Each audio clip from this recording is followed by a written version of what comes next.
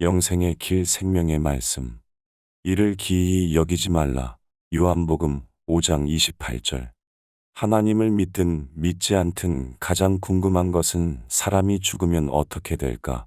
라는 것입니다. 사람들은 이 문제에 대하여 다양하게 생각할 수 있습니다. 그러나 크게 나누면 두 가지로 정리가 됩니다. 첫째는 죽으면 그것으로 끝이다. 두 번째는 죽어도 끝이 아니다로 나눌 수 있습니다. 그러면 하나님께서는 어느 쪽이라고 하실까요? 하나님께서는 첫 번째가 맞다고 말씀하셨습니다. 그래서 우리에게는 구원자가 필요한 것입니다.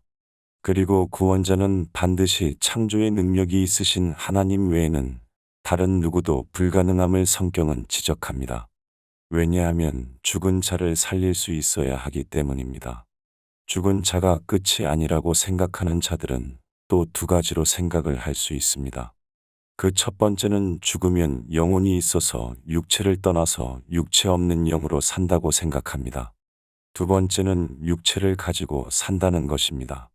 성경은 육체를 가지고 다시 산다고 가르쳐 줍니다. 그것을 부활이라고 말합니다. 육체를 가지고 다시 산다는 것도 두 가지 이론이 있습니다. 첫째는 자기 모습과 자기 마음 그대로 다시 살아난다는 부활입니다. 두 번째는 육신으로 다시 살지만 개나 고양이나 이런 육신으로 바뀌어 다시 산다는 것입니다. 윤회를 말하는 환생을 주장하는 이론입니다. 사람들은 이렇게 다양하게 소설을 쓰고 소설 이야기를 믿고 살아갑니다. 죽은 후에 있는 소설 이야기들은 눈으로 일상 볼 수 없기에 모두가 기이할 뿐입니다. 사람을 만드신 하나님께서만 성경을 통해서 소설이 아닌 진리를 가르쳐 주셨습니다.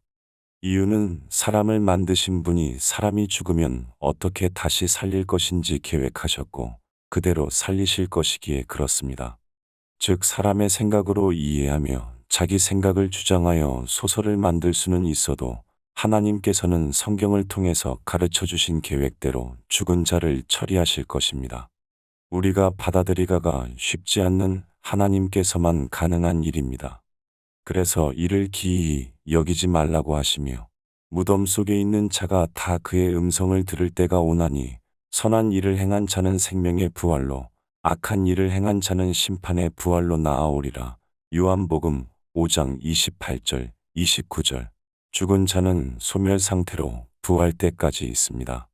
즉 하나님께서 구원자로 다시 살리시기에 부활하게 됩니다. 생명의 부활로 하나님을 믿고 죽은 자들이 살아나는 부활입니다. 또 하나의 부활은 구원받지 못한 자의 부활입니다.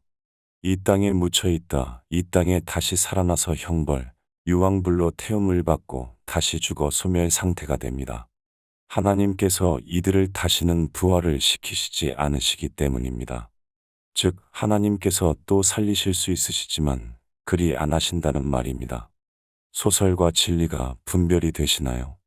이러한 심판이 부활로 드러나기 때문에 죽은 자는 어떤 상태로도 천국 지옥의 부활 전에는 갈 수가 없습니다. 즉 소설에서만 가능한 것입니다. 알자. 힘써. 여호와를 알자. 샬롬.